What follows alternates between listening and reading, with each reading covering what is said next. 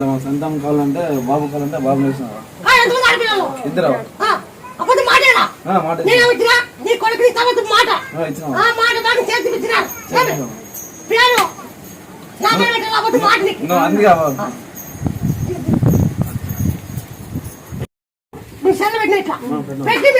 పుట్ట ఇచ్చినాక అప్పుడు మీకు ఇప్పుడు అయినా ముత్తల రంగరాజు ముత్తల రంగరాజు లేదా